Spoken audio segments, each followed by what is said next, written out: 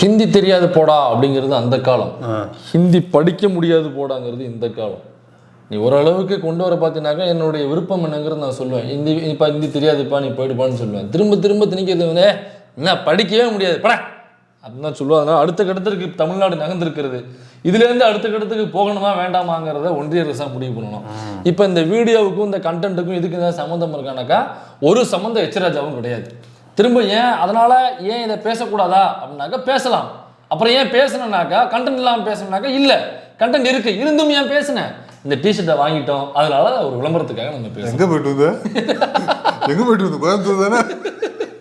அதில் இந்த வீடியோவில் என்ன நம்ம பேச போகிறோம், நமது மரியாதைக்குரிய சமூக செயற்பாட்டாளர், ஊடகவியலாளர், பத்திரிகையாளர், இலை சுருட்டி, அதெல்லாம் ரொம்ப தவறான செயல். ஏண்டா அவருடைய இந்த கைதை கண்டித்து நிறைய தலைவர்கள் எல்லாம் கண்டிச்சு அறிக்கை விட்டுருக்காங்க, நிறைய பேர் ட்வீட் பண்ணியிருக்காங்க. இது வன்மையாக கண்டிச்சிருக்காங்க. அவர் வீட்டில் சாப்பிட்டுட்டு வாழையில சுருட்ட மாட்டாப்லையா? ஏன் அவர் வீட்டில் சாப்பிட்டுட்டு வாழையில சுருட்ட மாட்டாப்ல? சுருட்டுவாப்ல இல்லையாங்கிற என்னமோ எல்லாரும் சாப்பிட்ட இலையை சுருட்டுவாப்லங்கிறது எனக்கு தெரியாது, இந்த இலையை சுருட்டுவாப்லங்கிறது எனக்கு தெரியும். இது ஏன்டா இவ்வளோ சுத்துறது? அதனால இந்த இலையை சுருட்டுவாப்ல, இந்த இலையை சுருட்டிட்டு அவர் வந்து வழக்கத்துக்கு மாறாக ஏதாவது உளருவாப்ல, பட்டியல் சமூக மக்களுக்கு எதிராக வன்மத்தை கக்குவார், தலைவர் தொல் திருமாவளவர்களுக்கு எதிராக வன்மத்தை கக்குவார், பெண்களுக்கு எதிராக வன்மத்தை கக்குவார், பெண் காவல் அதிகாரிகளுக்கு எதிராக, பெண் காவலர்களுக்கு எதிராக வக்கிரமாக ஆபாசமாக பேசுவார், அந்த நீதிபதி வீட்டில் வேலை செய்கிற கைம்பெண்களுக்கு எதிராக அவர் வந்து ரொம்ப ஆபாசமாக தரக்குறைவாக இழிவாக அவங்க நடத்தை குறித்து, தனி மனித ஒழுக்கம் குறித்து ரொம்ப போகிற போக்கில் அவங்களை தரக்குறைவாக பேசுவார். அப்புறம் அந்த இதில் ஸ்டெர்லைட்டில் இறந்து போனவங்களை குறித்து இவர் போன போக்கில் ஏதோ ஒன்று அவுத்துடுவார். ஸ்ரீமதியை குறித்து கேரக்டர் அசாசினேட் பண்ணி இறந்து போன பெண்ணுடைய மாண்பை சிதைக்கும் வகையில் கண்ணாப்புனான்னு அவுத்து பேசிடுவார். அப்படிங்கிறதுனால அவர் வீட்டில் நடந்த இந்த சம்பவத்துக்கு நம்ம ஆதரவு தெரிவிக்க முடியுமா? இது சட்டப்படி தவறு தானே. அதனால அவர் எவ்வளவு இந்த சமூகத்தில் தீங்கான செயல்களை செய்திருந்தாலும், தெரிந்தே செய்திருந்தாலும், அவர் இதை வச்சு இந்த சம்பவத்தை வச்சு அதை பாசிட்டிவாக மாற்றுறதுக்காக முயற்சி பண்ணுறார் என்பது தெரிந்திருந்துமே நாம் அவருக்கு ஆதரவு தான் கொடுக்கணும். ஏங்கிறத அந்த வீடியோவில் நம்ம பார்க்க போகிறோம்.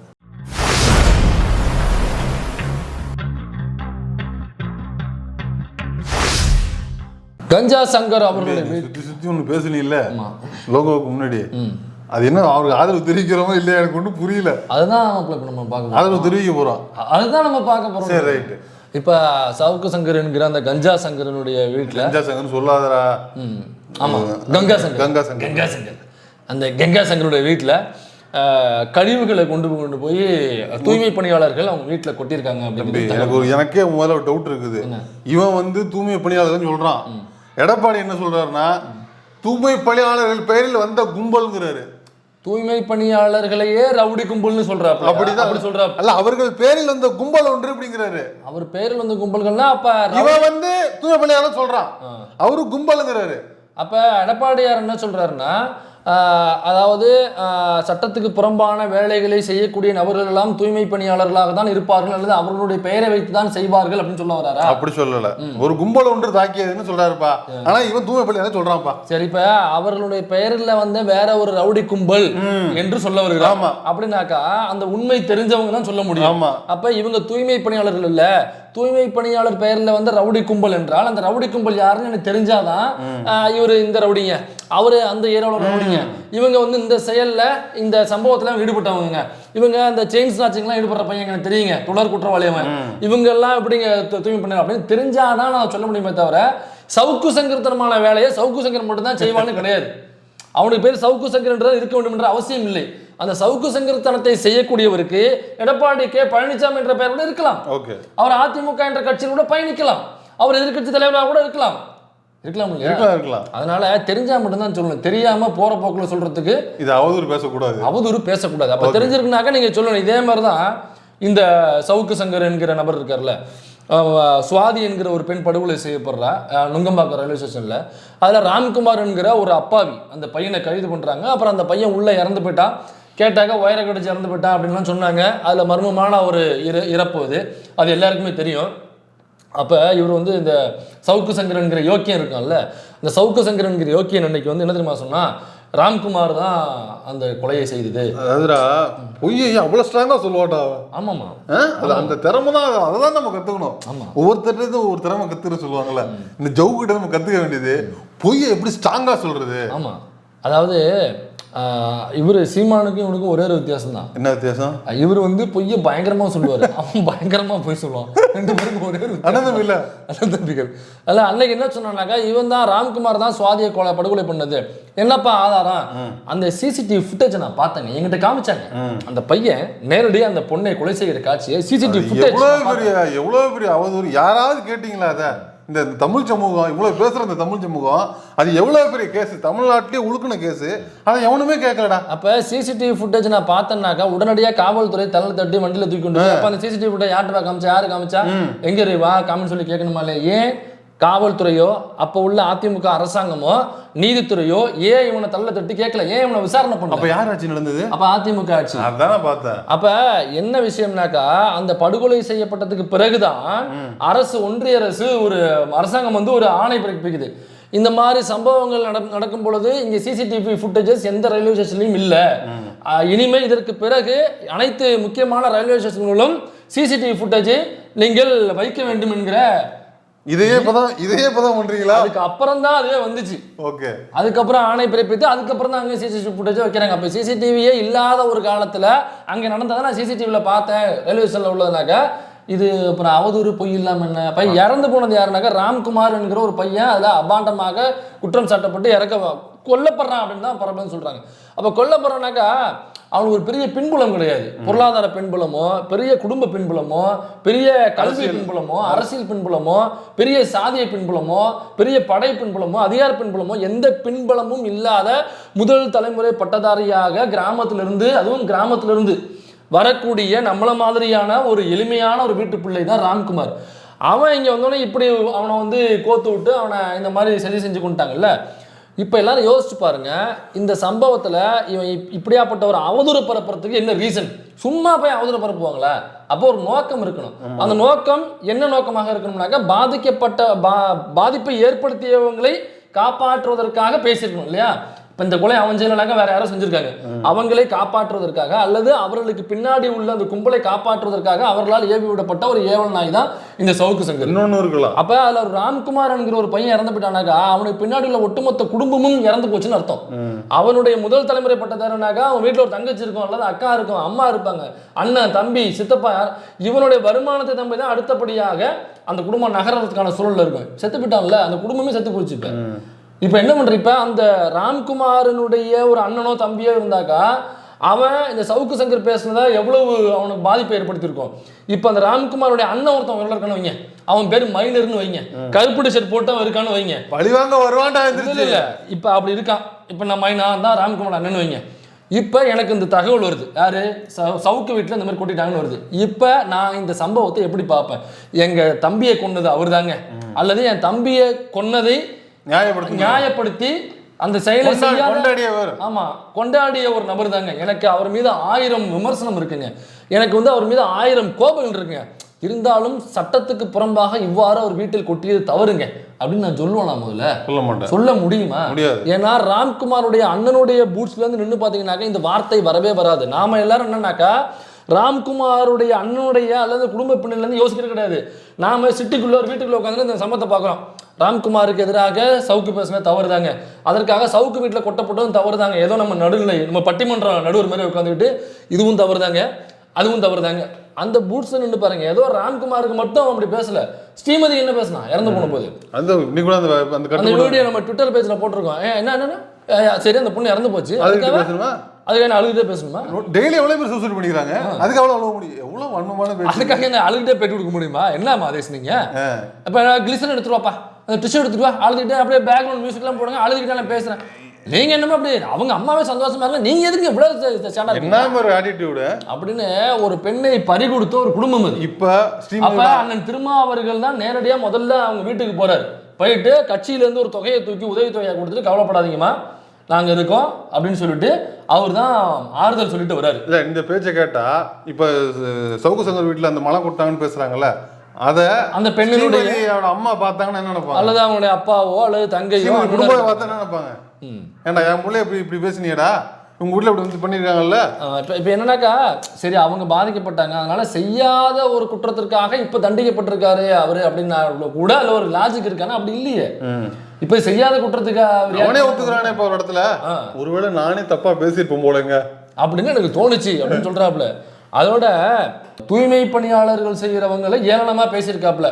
அவங்க வந்து 50,000 ரூபாய் லஞ்சம் வாங்கிட்டு டெய்லி சரக்க போட்டு வீட்டுல போட்டு தூங்கிடுவாங்க, அல்லது மரத்தை கீழே போட்டு தூங்கிடுவாங்க. ஏழைங்க தானே, ஏழைங்க தானே ஐயோ, அவங்களுக்கு என்ன இருக்கு, சுடு சொன்ன இருக்குமா, நேர்மை இருக்குமா, அவங்கள்ட்ட மான மரியாதை இருக்குமா, காசு கொடுத்தா உடனே அவங்க எல்லாம் வேணா செஞ்சிருவாங்க அப்படிங்கிற புத்தியில பேசுறான். அப்ப ஏழை என்றால் இந்த மாதிரி யாராவது லஞ்சம் கொடுத்தாங்க வாங்கிப்பாங்க, சரக்க போட்டு மரத்து கீழையும் மரத்தடி கீழையும் வீட்லயும் போட்டு தூங்கிடுவாங்கனாக்கா, அப்ப பணக்காரர்கள் எல்லாம் யோக்கியமானவர்கள், இங்க உள்ள ஏழைகள் எல்லாம் இந்த மாதிரியான செயல்களை செய்யக்கூடியவர்கள் சொல்ற. அதுலயே யாரு தூய்மை பணியை செய்யக்கூடியவங்கனாக்கா அப்ப விளிம்பு நிலையிலும் இருக்கக்கூடிய மக்கள், சமூகமாவும் எந்த அதிகாரமும் இல்லாதவங்க, எந்த அதிகாரமும் அவர் கையில போயிருக்காது.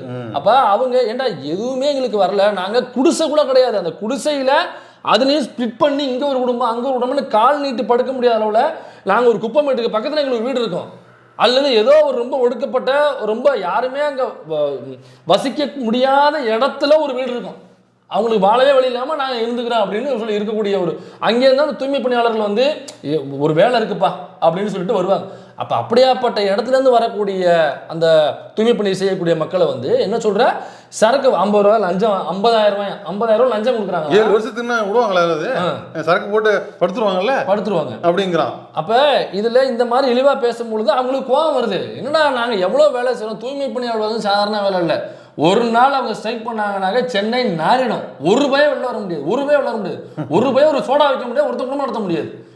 ஒரு நாள் லீவ் போட்டோம், ஒரு நாள் ஒத்த நாள் ஸ்ட்ரைக், நீங்க யோசிச்சு பாருங்க, ஒரு வாரம் ஸ்ட்ரைக் போட்டோம்னா என்ன ஆகும், பண்ண முடியாது. சவுக்கு சங்கர் வந்து பூராத்தையும் தூய்மை பண்ணி செய்வாப்லையா? இல்ல அதான் நானும் கேட்டேன். இப்போ வந்து நீ அவங்க வந்து 7 லட்ச ரூபா 7,000 ரூபாய் எவ்வளவு காசு கொடுத்தாங்க, எவ்வளவு காசு கொடுத்தாங்கன்னு சொன்னா 50,000 ரூபாய், ஒருத்தருக்கு 50,000 ரூபாய் குடிச்சிட்டு படுத்து கிடப்பாங்க. அப்ப இவ்வளவு நாள் வேலையை செய்யலையா அவங்க, இவ்வளவு நாள் தமிழ்நாடு சுத்தமாவே இல்லையா, அப்ப அப்பெல்லாம் யாரு வேலை பார்த்தது? அப்போ இப்போ தூய்மை பணியாளர்கள் மட்டும் இழிவாக பேசல, இதுக்கு முன்னாடி பெண் காவலர்களை குறித்து இழிவாக பேசியிருந்தோம். அதாவது ஒவ்வொரு பெண் காவலர்களுமே ப்ரமோஷன் ஆகிறதுக்கு ஹையர் அஃபிஷியல்கிட்ட வந்து அவங்களுடைய ஆசைக்கு இவங்க இணங்கி தான் அவங்க எஸ்வி சேகரன் சொன்னாப்லையே பத்திரிகையாளர்களை பற்றி, அந்த அப்படியே பெண் காவலர்களை பற்றி சொன்னான். தமிழ்நாடு முழுக்க உள்ள பெண் காவலர்கள் மேலதிகாரியிலேருந்து ஒரு கான்ஸ்டபிளாக சேர்ந்துருப்பாங்களா அவங்க வரைக்கும் எல்லோருமே புகார் கொடுத்தாங்க. எனக்கு சுயமரியாதை உண்டு எல்லாருக்கும். என் குடும்பத்தில் எனக்கு தெரிஞ்சு யாரோ ஒரு பெண் போலீஸ் இருப்பாங்கல்ல, அப்போ அது நேரடியாக என் குடும்பத்தில் உள்ள ஒரு பெண்ணை நீ சொல்கிறேன்னு அர்த்தம். இப்போ எல்லா சாதியிலையுமே ஒரு பெண் போலீஸ் ஒருத்தவங்க இருப்பாங்க, எல்லா குடும்பத்திலையுமே ஏதோ ஒரு வகையில் தெரிஞ்சவங்க, நம்ம வீட்டு ரத்த சொந்தமாக இருக்கலாம், அல்லது 1 விட்ட 2 விட்ட அப்படி ஏதோ ஒரு வகையில், அல்லது நம்ம வீட்டு பிள்ளைங்க படிக்கிற ஸ்கூலில் ஒருத்தவங்க அம்மாவா இருப்பாங்க, அக்காவா இருப்பாங்க, ஏதோ ஒரு வகையில் ஒரு பெண் போலீஸ் நம்ம தெரிஞ்சவங்களா இருப்பாங்க. அப்போ அவங்க சொல்றது ஒட்டுமொத்தமாக நம்ம எல்லாரும், இப்போ நம்ம குடும்பத்தில் உள்ள ஒரு பொண்ணு வந்து இந்த மாதிரி இருக்காங்க அப்படின்னு அவன் சொல்றாங்க, அதுக்கு தான் ஒட்டுமொத்த தமிழ்நாடு. அப்போ உனக்கு வந்து பர்டிகுலரா விஷயம் தெரியும், பர்டிகுலர் சம்பவம் தெரியும்னா பேரை சொல்லு, அதுல என்ன பிரச்சனை உனக்கு? இது மட்டும் இல்ல, அந்த நீதிபதிகள் வீட்டில் வேலை செய்யற ஆமா, அது நீதிபதிகளையும் அந்த பெண்ணையும் வந்து ரொம்ப இழிவா ரொம்ப வக்கர புத்தியோட ஆபாசமா பேசிட்டு தான். ஒருவேளை அப்படி நடக்குதுனாக்க எந்த நீதிபதினு பேரை சொல்லு, அந்த பெண் யாரு, அவங்க பேரை சொல்லக்கூடாது, அவங்களுடைய மாண்பு சிதைக்கும் அப்படின்ற அறிவு உனக்கு இருந்துச்சுனாக்கா அந்த நீதிபதி குறிப்பிட்டு சொல்லு, அவ்வளவுதான். இப்ப அந்த இடத்துல பாரு, நீதிபதி வீட்டுல வேலை பார்க்குற ஓஏ, நீ ஓஏவை தான் குத்தம் சொல்ற இல்லையா நீதிபதி வீட்டுல? அப்ப உனக்கு தெரியுதுல இதுல யாரு ஒடுக்கப்பட்டவங்க யாரு பாதிக்கப்பட்டவங்கன்னு, ஜட்ஜையா சொல்லிட்டு நீ இருக்க முடியுமா? தலைவர் தொல் திருமாவளவன் அவர்கள் குறித்து ரொம்ப இழிவான கட்டுரைகளை நம்மளோட பிளாக்ல தொடர்ந்து எழுதி நம்ம ஒரு வீடியோவை போட்டிருக்கோம், அதை வச்சு இவங்களுக்கு நான் கட்டுரைகள் வச்சு, அதாவது நம்ம சொல்ல முடியாது அந்த வார்த்தையில் அச்சிலற்ற முடியாத வார்த்தைன்னு சொல்லுவாங்கல்ல, அந்த மாதிரியான வார்த்தைகள்.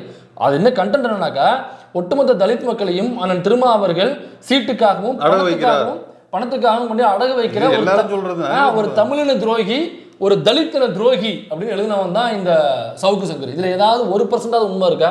யாராவது ஒருத்தன் ஒரு பத்திரிகையாளர் என்று தன்னை சொல்லிக்கொள்கிற ஒருத்தவன், ஒரு ஊடகவியாளன் என்று தன்னை சொல்லிக்கொள்கிற ஒருத்தவன், ஒரு முற்போக்காளன் என்று சொல்லிக்கொள்கிற ஒருத்தவன் அண்ணன் திருமாவை குறித்து இப்படி ஒரு ஸ்டேட்மெண்ட் வைப்பானா? எலெக்ஷன்ல அண்ணன் திருமாவுடைய எதிர்கட்சியா இருக்கிறவங்க கூட இப்படி ஒரு குற்றச்சாட்டை வைக்க மாட்டான், வேற ஏதாவது வைப்பான், இப்படி ஒரு குற்றச்சாட்டை வைக்க மாட்டான். இதை தொடர்ந்து எழுதிட்டு இருந்தவன் தான் இந்த சவுக்கு சங்கர். அது மட்டும் இல்ல, அந்த 13 பேர் இறந்து போனாங்க ஸ்டெர்லைட்ல. அப்ப வந்து இல்ல மாதேஷ் அது சைடுல அது இரும்பு கேட்ல ஸ்னோலினோட அம்மா வந்து நேத்து நடந்த சவுக்கு சங்கர் வீட்டுல நடந்த சம்பவத்தை பார்த்தா என்ன நினைச்சிருப்பாங்க? எல்லாரும் ஊத்துறதானே சாக்கடை ரோட்ல ஓடுது அவங்க வீட்டுல ஓடுது அப்படின்னு சொல்லி போடுவாங்களா அவங்க? இப்போ இவனால பாதிக்கப்பட்டவங்க இருக்காங்கல்ல, அதாவது பாதிப்படையும் பொழுது பாதிப்பை ஏற்படுத்திய பக்கணும்னு சோஷியல் மீடியாவில் ஒரு மனநிலையை கிரியேட் பண்றதுக்காக, ஒரு நேரட்டிவ் செட் பண்றதுக்காக பாதிப்பை யார் ஏற்படுத்துறாங்களோ அவங்க கிட்ட காசு வாங்கிட்டு பேசுற ஒரு வாடகை வாங்கி தான். அது எல்லாருக்குமே தெரியும். அது ஒரு இடத்துக்கு அப்புறம் எல்லை மீறி வேற எங்கேயோ போச்சு. ஏன் காவல் அதிகாரியை, ஒரு பெண் காவல்துறை அதிகாரியை வந்து ஃபோன் பண்ணி இவன் எவ்வளவு கொச்சை ஆபாசமாக பேசலாம். அது மட்டும் இல்லை, ஒரு லேடி ஜேர்னலிஸ்ட் ஒருத்தவங்க அவங்கள வந்து இவன் என்ன பண்ணா வேவு பார்க்குறான். அவங்க எங்கெங்க காஃபி ஷாப்புக்கு போகிறாங்கனாக்கா ஒரு போலீஸ் அனுப்பி, ஏடிஎம்கே பீரியட்ல ஒரு போலீஸுக்கு ஃபோன் பண்ணி அனுப்பி எங்களுக்கு இன்வெஸ்டிகேஷனுக்கு தேவைப்படுது ஃபுட்டேஜ்னு சொல்லிட்டு அங்கேருந்து சிசிடிவி ஃபுட்டேஜ் வாங்கிட்டு வச்சிருக்கான். அந்த அம்மா ரிப்போர்ட் பண்ணி அந்த அளவுக்கு பவர்ல இருந்து அதில் அந்த அம்மா கொடுத்த கேஸ் தான். அது எப்படி சிசிடிவி ஃபுட்டேஜ் அவன் எப்படி போலீஸை யூஸ் பண்ண முடியும்? அவன் எப்படிங்க போலீஸுங்கிறது அரசாங்கம்ங்க. ஒரு அரசாங்கத்தில் உள்ள ஒரு போலீஸை இவன் இஷ்டத்துக்கு பயன்படுது. அதோட ஒரு இவனுடைய நட்பு வட்டத்தில் உள்ள ஒரு பெண், அவங்கள இவன் எப்படி மிரட்டிருக்கான்னா, அவங்க வந்து ஏதோ ஒரு ஸ்டோரியில் இவனை குறித்து எழுதியிருப்பாங்க போல் இருக்கு. உடனடியாக அவன் வந்து இதை நீ உடனடியாக நீக்கலனாக்கா உன் வீட்டுக்கு வித்தின் 1 ஹவருக்குள்ள ஒரு போலீஸ் உன் வீட்டுக்கு வரும், உன்னை வந்து ஏதோ ஒரு கேஸை போட்டு கைது பண்ண சொல்லுவேன், வீணா உன் லைஃப்பை இழக்காத, ஒழுங்கு முறையாக டெலீட் பண்ணுன்னு சொல்லிட்டு ஒரு போலீஸை உன் வீட்டுக்கு அனுப்பி நான் கைது பண்ண வைப்பேன் அல்லது வேற விதமான வழக்குகளை போடணும்னு மிரட்டுறானாக்கா, ஏடிஎம்கே பிரிவில் ஒட்டுமொத்த காவல்துறையும் அப்போ இவன் கண்ட்ரோல் வந்துச்சா நம்ம கேள்வி வருது இல்லை? இப்படியாப்பட்ட நபருக்கு தான் என்ன பண்ணுறாங்கனாக்கா, ஐயோ எதுவாக இருந்தாலும் 1000 விமர்சனங்கள் இருக்கலாம். இந்த 1000 விமர்சனங்களுக்கான பட்டிமன்ற நடுவர் மாதிரி பேசக்கூடாது. இதை நீங்க எங்கிருந்து இந்த விமர்சனத்தை நீங்க வைக்கணும்னா, அது என்ன விமர்சனம் சொல்லுங்க. அது ஸ்ரீமதியினுடைய அம்மாவினுடைய பூட்ஸ்ல இருந்து கொண்டு இந்த விமர்சனத்தை நீங்க வைப்பீங்களா? ராம்குமார் என்கிறவனுடைய அண்ணனுடைய பூட்ஸ்ல நின்றுக்கிட்டு இந்த விமர்சனத்தை வைப்பீங்களா? ஸ்லோலினுடைய அம்மாவுடைய பூட்ஸ்ல நின்றுட்டு இந்த விமர்சனத்தை நீங்க வைப்பீங்களா? அந்த பெண் ஓயக்கள் இருக்காங்களே, அவங்களுடைய வீட்டில் உள்ள ஒரு குழந்தையினுடைய அல்லது அவங்க வீட்டில் உள்ளவங்களுடைய சூழல் நின்றுக்கிட்டு நீங்க இந்த குற்றச்சாட்டை வைப்பீங்களா? முக்குலத்தூர் சமூகத்தை குறித்து என்ன பேசணும்? முக்குலத்தூர் சமூகத்தில் உள்ளவங்களா படிக்காதவங்க, அறிவில்லாதவங்க, சரக்க போட்டு குடிகாரர்கள், சரக்கு போட்டு தொடக்கி மேல ரவுடிகள் ரோட்ல படுத்து பிறழுவாங்க, எங்கேயாவது பேசிட்டு இருப்பாங்கன்னு சொல்லிட்டு வீடியோல பேசல. அப்ப அந்த பாதிக்கப்பட்ட அந்த சமூகத்தில் உள்ளவங்களுடைய சூழல் நின்று பேசுங்க. ஆனால் திருமாவை பற்றி பேசும் பொழுது நீங்க எல்லாம் மறந்துப்பாங்க போல எல்லாத்தையும், டோட்டலா எல்லாத்தையும் மறந்துடு. ஐயோ இப்படி நடந்து விட்டதா இருக்கு, ஐயோ எவ்வளவு கருணை மனசு, திருமாவை காதலிப்பவர்களும் சொல்றாங்க எவ்வளவு கருணை மனசு, ஐயோ ஐயோ. அதாவது அதற்காக இதை நாம் அனுமதிக்க முடியுமானாக்கா, இப்ப அங்க நடந்ததுல என்ன தவறுனாக்கா, ஒண்ணும் இல்ல, அவங்க அம்மா உள்ள இருந்திருக்காங்க, அது தெரியாம உள்ள போயிட்டாங்க. அப்ப அவங்க அம்மா இருக்காங்கன்னு சொல்லிட்டு வெளில போயிட்டாங்க. திரும்ப கோவத்தை என்ன 2 நாள் கழிச்சு வர வைக்க முடியும்? அப்போ ஒரு கோவம் வந்துருச்சு. ஆனா உள்ள போகும் பொழுது அவங்க அம்மா பயப்படும்படியான செயல்கள் நடந்ததாக சொல்றாங்க. அப்படி நடந்திருந்தாக்கா கண்டிப்பா அது கண்டிக்க வேண்டிய விஷயம். அதை தவிர்த்துக்கலாம். இல்ல எனக்குமே இந்த விஷயத்துல வந்து அவங்க நடந்துகிட்ட அந்த அது வந்து அவங்க அம்மாவின் மீது, அவங்க அம்மா இருந்திருக்காங்க, அவங்க அம்மாவின் மீது அவங்களுக்கு ஒரு பதட்டம் தேவையில்லை. வயசானவங்க இல்ல பதட்டம்னாக்கா, நான் போனவங்க வந்து அவங்க அம்மாவின் மீது எந்த ஒரு ஒடுக்குமுறையும் செய்யல, அவங்க அம்மாவின் நோக்கி எந்த ஒரு ஒடுக்குமுறையும் செய்யல. அதே மாதிரி சவுக்கு சங்கர் மீதும் எந்த ஒரு பிசிக்கலான ஒடுக்குமுறை எதுவுமே செய்யல, அந்த அம்மாவின் மீது நடக்கல. அப்ப அவங்க கொண்டு போன கோவத்தை வெளிப்படுத்தி விட்டாங்க. இல்ல இப்ப போன கூட்டம் இருக்காங்கல்ல, இவ்வளவு கூட்டமா போயிருக்காங்கல்ல, இவங்க நினைச்சிருந்தாக்கா அங்க வேற ஒரு மாதிரியான ஒரு சூழ்நிலையை மாத்திருக்க முடியும். ஆனா அவங்க மாத்தல, அவங்க இப்படி ஒண்ணு பேசிட்டான். அப்போ நாங்கள் வந்து இந்த தூய்மை பணியாளர்கள், நாங்கள் வந்து இதெல்லாம் சுத்தம் செய்கிறவங்க அப்படிங்கிறதுனால எங்களுக்கு ஆள் இல்லை கேட்கறதுக்கு, அல்லது எவ்வளோ பேசினாலும் இவங்க அதிகாரத்தில் இல்லாதவங்க, அதனால பொறுத்து தான் போகணும், நம்ம எவ்வளோ திட்டாலும் வாங்கிக்கக்கூடிய ஒரு சுயமரியாதை இல்லாதவர்கள், சுரநேற்றவர்கள் நினைச்ச நீ. அப்போ எனக்கு சுரண இருக்கா, நானும் சுயமரியாதை உள்ளவன்டா, நானும் மனுஷன் தான்டா அப்படிங்கிறதுக்காக நாங்கள் என்ன வேலை செய்யறோமோ அதை அப்படியே வீட்டில் செஞ்சுட்டு போகிறோம். சிம்பிள். நீ சொன்னில 50,000 பணம் கொடுக்குறாங்க, நான் குடிச்சிட்டு உட்காந்துருக்கேன்னு. அப்படி இல்லப்பா, நாங்க வேலை செய்யறோம் பாரு அப்படின்னு வீட்டுல எடுத்து காமிச்சிருக்காங்க. அப்படியே நான் புரிஞ்சுக்கிறேன். இப்ப இதுல கேள்வி கேட்கும்போது என்னக்கா, 1000 தான் விமர்சனம் இருந்தாலும் நான் இந்த செயலை கண்டிக்கிறேன் அப்படின்னு சொல்றாங்கல்ல. ஏன்னாக்கா அவங்க வீட்டுல கொண்டு போய் அப்படி கொட்டினது தவறுங்க, அது ஒரு ரவுடித்தனமான செயலுங்க அப்படின்னு சொல்றாங்க. இப்போ ஃபிசிக்கலான எந்த ஒரு அட்டாக்குகளும் அங்கே நடக்கல, இது செயல்பாடாக அப்படி மட்டும் தான் செஞ்சுட்டு வந்திருக்காங்க. இப்போ எனக்கு ஒரு கேள்வி வருது. அண்ணன் ஆம்ஸ்டாங் அவர்கள் படுகொலை செய்யப்பட்டார். படுகொலை செய்யப்பட்டோன்னா நிறைய பேர் உடனடியாக கைது பண்ணாங்க. கைது செய்யும்போது திருவேங்கடம் நினைக்கிற ஒரு பேர் ஒருத்தர் மட்டும் என்கவுண்டர் நடந்துச்சு. அப்போ திருவேங்கடம் என்கிற நபர் என்கவுண்டர் செய்யப்படும் பொழுது, அதாவது நான் ஆம்ஸ்டாங்குடைய படுகொலைக்கு நாமளும் எதிர்த்து பேசியிருக்கோம், அதில் யாருக்குமே உடன்பாடு கிடையாது.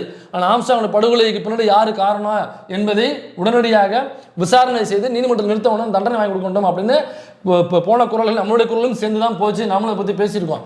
ஆனால் அதற்காக திருவேங்கடம் என்கிற ஒரு நபரை பிடித்து என்கவுண்டர் செய்யும் பொழுது ஆம்ஸ்டாங் கொலைக்கு எதிராக பேசியவர்கள், ஏங்க ஆம்ஸ்டாங் கொலை செய்யப்பட்டது தவறு தாங்க, அதை நான் கண்டித்து தான் பேசுகிறோம், நடவடிக்கை எடுங்கன்னு சொல்கிறோம். ஆனால் சட்டப்படி நாங்கள் கேட்ட நடவடிக்கையை தவிர என்கவுண்டர் நாங்கள் கேட்டோமா? ஒருத்தன் உசுறு போச்சுங்க, உசுரே போச்சு. அது எப்படி சட்டத்துக்கு புறமான என்கவுண்டருங்கிறது? அது ஹியூமன்ஸுக்கு எதுனா ஆக்டிவிட்டிஸ் இல்லையா அது? இது நாளைக்கு ஆட்சி மாறும்போது எனக்கு ஒன்று நடக்கலாம்ல அது. இப்போ நான் எப்படி இந்த என்கவுண்டர் ஆதரிக்க முடியும்? அந்த ஆம்ஸ்டாங் கொலையை நம்ம வந்து கண்டிக்கணும், அதை வந்து மறுக்கிறதுக்கு இல்லை. அதற்காக நீங்கள் என்கவுண்டர் பண்ணுவீங்களான்னு இன்னைக்கு கேட்ட குரலில் அந்த என்கவுண்டருக்கு எதிராக கேள்வி கேட்டாங்களா? ஏன் கேள்வி கேட்கல? உசுறு போச்சு இல்லை இன்னைக்கு கேள்வி கேட்டுருமா? அவங்க தவறான ஆள் தாங்க, திருவேங்கடம் தவறான ஆள் தான், அது நீதிமன்றத்தில் நிப்பாட்டுங்க அப்படின்னு பேச முடியுமா? இல்ல எல்லாரும் இல்ல பேச முடியுமான்னு நான் முதல்ல கேட்கறேன். பேச முடியாது, முடியாது. வரலப்பா எல்லாரும் நம்ம சமூகம் ஒரு மாதிரி கொந்தளிப்பா இருக்கும் பொழுது இப்போ அந்த பக்கம் வந்து ஒரு என்கவுண்டர் நடந்துருச்சுன்னு, என்கவுண்டருங்கிறது போலீஸ் சொல்கிற நேரேஷன் நமக்கு தெரியும், என்ன நேரேஷன் கொடுப்பாங்க நடந்து நமக்கு தெரியும். அப்போ தெரிஞ்சுக்கிட்டே நான் எப்படி அமைதியாக இருக்க முடியும்? என்கவுண்டர் நடந்திருக்கு, திட்டமிட்டு ஒரு என்கவுண்டர்னாங்க, நான் எப்படி அமைதியாக இருக்க முடியும்? சமூக செயல்பாட்டை நான் இப்போ சவுக்கு சங்கர் எல்லாருமே எழுதுன்னு சொல்ல முடியாது, சில பேர் எழுதிருக்கலாம். சவுக்கு சங்கர் வீட்டில் நடந்த செயல்பாட்டுக்கே நான் எதிர்ப்பு தெரிவிக்கிறேன். அந்த அளவுக்கு ஜனநாயகவாதினா ஒரு உசுரே போயிருக்குல்ல. அப்போ நாங்கள் ஜனநாயகம் இருக்கணுமா? எனக்கு ஆம்ஸ்டாங்னா பிடிக்கும், அதுக்காக திருவேங்கடம் கொல்லப்படுறது நான் எப்படி ஆதரவு தெரிவிக்க முடியுமா? அல்லது அமைதியாக கடந்து போக முடியுமா? அமைதியாக கடந்து போகிறோம்னாக்கா அந்த என்கவுண்டர் ஆதரிக்கணும்னு அர்த்தம். அப்போ அந்த என்கவுண்டர் நடக்கும் பொழுது நம்ம அமைதியாக தானே போனோம். இப்போ அது கொலை இது கருத்து தானப்பா. கொலைக்கு கொலை சரியா? சட்டம் எதுக்கு இருக்கு? எமோஷன் இங்கே அப்படி தானே சொல்கிறாங்க. ஏங்க அவர் பேசிட்டாங்க, சரி அவங்க வந்து தூய்மை பணி செய்கிறவங்கள பேசிட்டாங்க, அதுக்காக தூய்மை பணி பணியாளர் என்னென்ன வேலை செய்வாங்களோ அதை அவங்க வீட்டுக்குள்ளே செஞ்சாக்கா சரியானு கேட்குறாங்கல்ல. அப்போ ஆம்ஸ்டாங் படுகொலைக்கு எதிராக இன்னொரு படுகொலைங்கிறது சரியா முதல்ல? அப்போ அன்னைக்கு நம்ம ஏன் அமைதியாக கடந்து போனோம்? அப்போ அது ஒரு கொந்தளிப்பு இருக்கு, உள்ள நிறைய விஷயம் இருக்கு, அதனால கடந்து போறாங்கன்னு வச்சுக்கோங்க. தெரியாது, தவறுதான். அதை பத்தி நமக்கு தெரியாது, அவ்வளவுதானே. தெரியாதுலாம் இல்லை, அவர் தவறு செஞ்சவராக இருந்தாலும் அந்த கொலை எப்படி நடந்திருக்க வேண்டும்? 1000 தான் திருவேங்கடம் மீது எனக்கு விமர்சனம் இருந்தாலும், 1000 தான் திருவேங்கடம் மீது எனக்கு கோபம் இருந்தாலும் இந்த செயலை நான் வன்மையாக கண்டிக்கிறேன்னு யாராவது வீடியோ போட்டாங்களா? யாராவது ட்வீட் போட்டாங்களா? அறிக்கை விட்டாங்களா? தெரியல. அப்ப என்ன தெரியல, என்ன இதுல இருக்குன்னு நமக்கு புரியுது. எனக்கு ஒண்ணு புரியுது. நேற்று சமூகத்துல அந்த மக்கள் ரொம்ப கொந்தளிப்பா இருந்திருக்காங்க, கோபமா இருந்திருக்காங்க. அவங்க பண்ணது ரியாக்ஷன், அவங்க ஏன் பண்ணாங்கன்னு நீங்க அவங்கள கூப்பிட்டு விசாரிச்சீங்கன்னா அவங்க ஒரு காரணம் சொல்லுவாங்க. இவங்க பழிவாங்கறதுக்கு இதை தான் பண்றாங்க அப்படின்னா, ஒரு எளிய மக்கள், ஒடுக்கப்பட்ட மக்கள், அவங்க வாழ்க்கையில டெய்லி பார்க்காத துன்பம் கிடையாது, கஷ்டம் கிடையாது, அவங்கள அவ்வளோ பேர் ரியாக்ட் பண்ணுவாங்க, கஷ்டப்படுத்துவாங்க.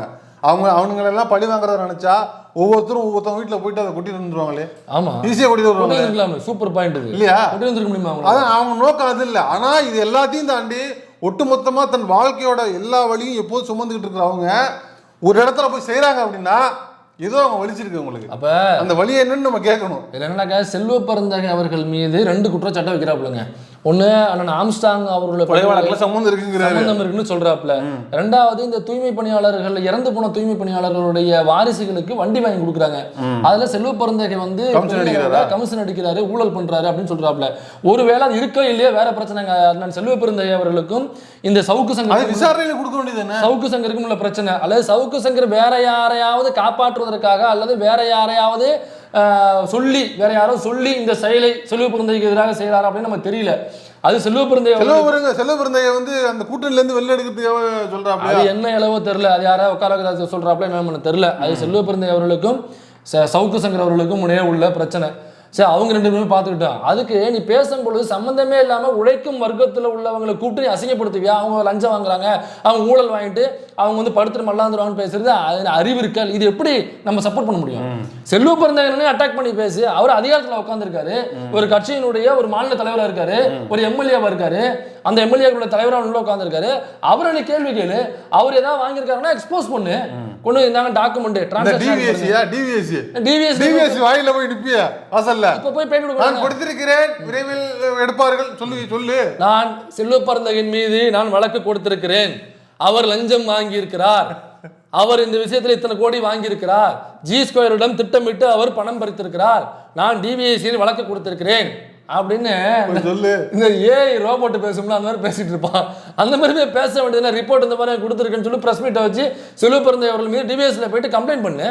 அல்லது வேற எங்கேயாவது ஐடியில் கொடுக்கணுமா, இன்கம் டேக்ஸ்ல கொடுக்கணுமா, கொண்டு போய் கொடு, இல்லை ஈடியில் கொடுக்கணுமா, கொண்டு போய் கொடு. அது செல்வ பெருந்தகை அவர்களுக்கும் உணக்கமான பிரச்சனை, அவர் ஊழல் பண்ணியிருக்காரா இல்லையாங்கிற அதிகார வர்க்கத்துக்கும் உணக்கமான பிரச்சனை.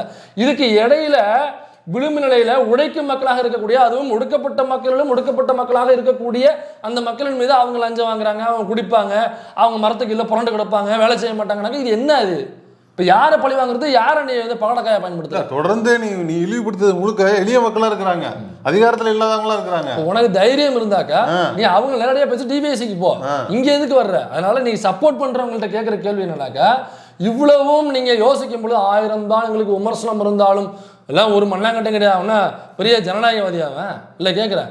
கருத்துரிமைன்னு சொல்லி தட்ட தூக்கிட்டு வருவாங்க, தூக்கிட்டு மிதி சொல்லணும்னு ஒரு போஸ்ட் போட்டவங்க அவன். ஏன் என்னைய பத்தி நான் ஒரு முஸ்லீம்னு சொல்லிட்டு எல்லாத்தையும் பரப்பி போட்டால யூடியூப் சேனல்லையும் அந்த ஒரு பிரச்சனை வந்துச்சு பாத்தீங்களா?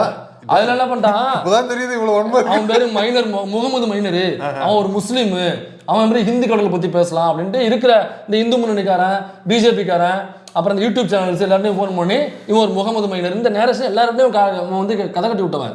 அது மட்டும் இல்லாம ஜி ஸ்கொயர் பத்தி தொடர்ந்து பொய்யா பேசிக்கிட்டு இருந்தான், அவதூறா பேசிக்கிட்டு இருந்தான். ஏன்னாக்கா ஜி ஸ்கொயருக்கு எதிராக பேசினா வேற ஒரு ஸ்கொயர் அவனுக்கு பணம் கொடுக்குது, வேற ஒரு கிராண்ட் வந்து பணம் கொடுக்குது அவனுக்கு. அப்ப அதுக்காக ஜி ஸ்கொயர் என்ன பண்றான், டிஎம்கே கூட கம்பைன் பண்ணி டிஎம்கே உடைய பிளாக் மணி பூரா அங்கதான் இருக்கு, இவங்களுடைய பிளாக் மணி பூரா அங்கதான் இருக்குன்னு ரைடு போச்சு ஜி ஸ்கொயருக்கு. போயிட்டு அவங்க தெளிவாக ரிப்போர்ட் கொடுத்துட்டாங்க, கணக்கு வழக்குகள் சரியாக இருக்கிறது, இதில் வந்து கணக்கில் வராத பணம் என்று எதுவுமே இல்லைன்னு போட்டான். ஆனால் இவன் என்ன பண்ணா, ஜி ஸ்கொயர் ரைடு போயிட்டு இருக்கும்போது ஜி ஸ்கொயரில் உள்ள ரைடுக்கு சென்றவர்கள் 22,000 கோடி பணத்தை பிடித்து விட்டார்கள், இவர்கள் ஊழல் செய்திருக்கிறார்கள், திமுக அனுப்பணும். இவன் தொடர்ந்து நியூஸ் கார்டு போட்டுகிட்டே இருக்கான், சரசரன்னு போட்டே இருக்கான். சாயங்காலம் வெளில வந்து எதுவுமே இல்லைங்க, ஜீரோங்க, நீட்டாக கணக்குன்னு சொல்லிட்டு கொடுத்துட்டு போட்டாங்க. அப்போ நீ யாரை கேட்டு கார்டு போட்ட, இந்த இன்ஃபர்மேஷன் யார் கொடுத்தா? அப்ப இது போய் அவதூறை பரப்பணும். இந்த கார்டு ஒரு 10,000 பேருக்கு போனுச்சுனா போதும், அப்ப கிராண்டுக்கு வந்து அதுல ஒரு லாபம் இருக்கு. ஜி ஸ்கொயர் மீது ஒரு அவதூறுனாக்கா அவங்களுக்கு ஒரு லாபம் இருக்கு. அப்ப இப்படியா அப்ப கோர்ட்டுக்கு போறாங்க, கோர்ட்டுக்கு போனோடனே ஐயா உங்க விட்டு இப்படி நினைச்சு மன்னிச்சிருங்க, தெரியாம நான் பொய் சொல்லிட்டேன், என்னை மன்னிச்சிருங்கன்னு சொல்லிட்டு மண்டி போட்டு மன்னிப்பு கேட்டாப்ல. ஏன் லைக்கான்ற படம் நிறுவனத்துக்கு எதிராக தொடர்ந்து பொய்யை பரப்பிட்டு இருந்தாப்ல. அவங்க நேராக கோர்ட்டுக்கு போயிட்டாங்க. கோர்ட்டுக்கு போயிட்டாங்க, இந்த மாதிரி மிரட்டி காசு கேட்கணும், பிளாக்மெயில் பண்ணுறாங்க, எழுதி அப்படின்னு சொல்லி கேட்கும்பொழுது கூட்டு ஐயா உங்கள் வீட்டு பிள்ளை மன்னிச்சிருங்க ஐயா, இந்த லொடுக்கு பாண்டி மாதிரி ஐயா உங்கள் வீட்டு பிள்ளை கோர்ட்டு ஒன்று சொன்னிச்சு, இந்த மன்னிப்பு கேட்கலாம் வச்சுக்க கூடாது, ஒழுங்கா இருக்கிறதா இரு அப்படின்னு சொல்லி கண்டிச்சு அனுப்பிச்சு விட்டாங்க. அப்போ இப்படியாக பிழைக்கின்ற ஒரு இழிபிறவியாக இருக்கக்கூடிய இந்த சவுக்கு சங்கர் தொடர்ந்து ஒடுக்கப்பட்ட மக்களுக்கு எதிராக பேசக்கூடிய, விளிம்பு நிலை மக்களுக்கு எதிராக பேசக்கூடிய அதிகார வர்க்கத்திற்கும் முதலாளி பண முதலைகளுக்கும் ஆதரவாக அந்த யாரு குற்றத்தை செய்கிறார்களோ அவர்களை காப்பாற்றுவதற்காக தொடர்ந்து வாயை வாடகைக்கு வர்ற ஒருத்தனுக்கு நீங்க வந்து 1000 விமர்சனம் இருந்தாலும் அவர் வீட்டில் இப்படி ஊத்தக்கூடாதுன்னு கேட்டீங்கன்னாக்க நீங்க யோசிச்சு பாருங்க. ஸ்ரீமதியினுடைய அம்மாவா யோசிச்சு பாருங்க, ஸ்லோலினுடைய அம்மாவா யோசிச்சு பாருங்க, ராம்குமாருடைய அப்பாவா யோசிச்சு பாருங்க. இப்படி அவனால பாதிக்கப்பட்ட நபர்கள் யாரெல்லாம் இருக்காங்களோ எல்லாருடைய அண்ணனாகவும் தம்பியாகவும் அப்பாவும் அம்மாவும் யோசிச்சு பார்த்துட்டு 1000 விமர்சனம் இருந்தாலும் சொல்லுங்க, அதுக்கப்புறம் நான் ஏத்துக்கிறேன்.